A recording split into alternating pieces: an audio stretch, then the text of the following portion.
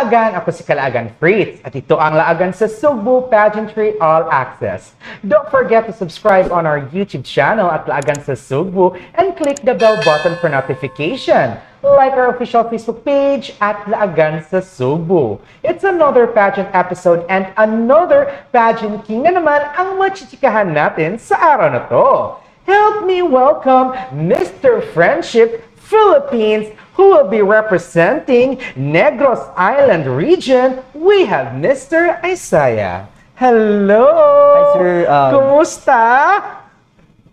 I'm feeling good and still okay. Okay. Yeah, striving hard as well in life. Finally, na-interview na kita, diba? For the trivia na lang sa mga tao, no? Or sa mga viewers natin, no?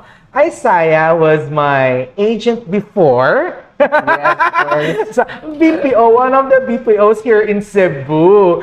Now, Isaiah, what made you decide to join pageantry or Mr. Friendship Philippines? So, this is what happened. You know what? Joining pageant, especially Mr. Friendship International Philippines, it is a full package, which is, it is not just about the physical appearance or the beauty of your face, but it is about an inner qualities as well, like intelligence. So it took me a lot of courage to join Mr. Friendship International Philippines, starting when I win as a Mr. Qualphone, and big thanks to you.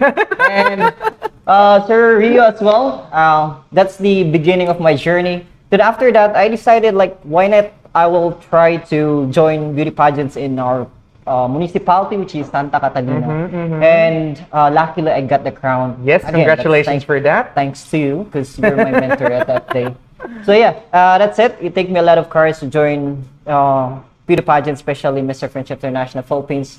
But I decided to, why not try to, set up a goals or dreams.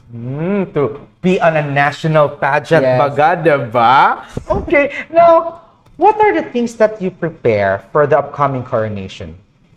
Especially my physical body.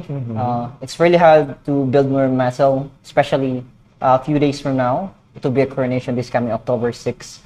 And especially for Q&As, I don't have any mentors for now, but I am searching online as well. Oh, searching na siya for Q&A. Diba? So, nga, no, kasi napansin ko before, hindi naman ganun kalaki yung katawan mo. Ngayon, medyo firm na talaga. So, ready na ka talaga. Diba? Now, I would like to ask, Isaiah, may nagpapatibok na ba sa puso ni Isaiah? Meron na po. Oh, okay. Okay, hindi na pwede. Alright. Meron na pala. Meron na. Pero she is supporting you right now as well. Yes, of course. Oh, She's my side or my body. Naman. Yun naman talaga. Yung masasabi ko, sana all na lang talaga. Diba? Now, Isaiah, in Negros Region Island, alam ko naman talaga, maraming delicacy doon. Yes. Now, of if course. you were about to serve us any specific dish that's represent you, what would be that delicacy or dish and why? For me, there's a lot of delicacy in Negros Island. But I'll choose halang-halang Bisayang manok. Halang-halang na Bisayang manok. Or in, that's spicy chicken.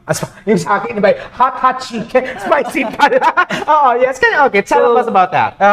Halang-halang Bisayang manok, there's a unique taste on it. It blend into the coconut oil. That's our specialty, which is you need to put the coconut oil. And for me, that represents Negrosanon or Negrense. It's because unique taste. It is just like a Bisayan people. We are unique and we're also attractive and strong. And also, the reason why I picked that, it's because Bisayang manok is just really simple. Not just like other chicken that is being sold at the market, but Bisayang manok is just like embodies as a Negrense, which is we are humble people. Bisayang manok. So, halang-halang. So, for sure, yung pagka-hotness niya, doon nakukuha yung sarap eh. Of course. Being hotness and sarap, diba, makalaagan? Alright, now, Isaiah, describe yourself in one word and why. Just one word. Simple. Simple. Oh, bakit simple? Okay, yeah, it's a learning journey. But again, it's simple. As a child who grew up in a small community of Barangay San Pedro, Santa Catalina, Negros Oriental, it taught me the value of contentment, resilience, and being simple. Because we are lack of opportunities, however, we still strive hard. And I use that as well as a stepping stone towards growth and success, especially joining Mr. Friendship International Philippines. Oh, amazing. Very simple and humble person pa din si Isaiah, no? Now, Isaiah, what is your own definition of friendship? And how do you embody that definition? Representing Negros Island in Mr. Friendship International Philippines, it takes me a lot of courage for that. So for me, the definition of friendship is someone who embodies qualities of solidarity, kindness, and respect. Solidarity now is showing togetherness towards other. Like in friendship, we came from different regions, provinces, but that does not matter on our differences. That is not a bridge, that gap on us. And kindness, it embodies kindness because for me, kindness is a cornerstone of friendship. The other one is respect as well is a cornerstone of friendship because through respect, the true connections are built. Respect is not that something that you can force or fake it. It is come from your heart.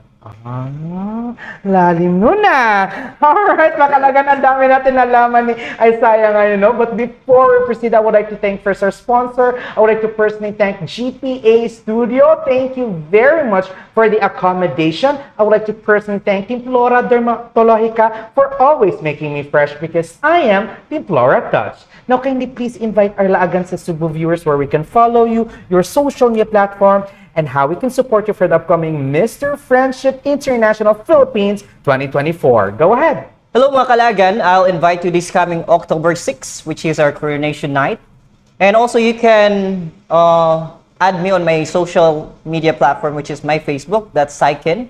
My Instagram, that'll be Saikin Nikito, and my TikTok account, that's Saikin.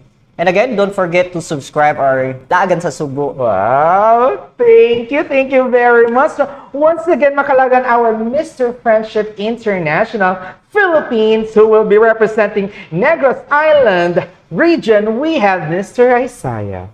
Thank you very much for guesting here at Laagan sa Cebu. You're very welcome. It's a pleasure to be here. Wow, congratulations on being part of Mr. Friendship.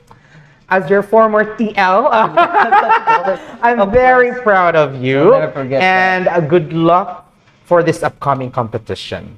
Thank you as well for your You're welcome. And alam ko naman, maraming manunood dito. Yes, of course, especially to our Negrenses people, Negros Island. All right. And also, don't forget to subscribe on our YouTube channel at Laagan sa Cebu and click the bell button for notification. Like our official Facebook page at Laagan sa Cebu. You may also follow me on my TikTok account, Instagram, and Facebook at Fritz Gerald Alcaraz.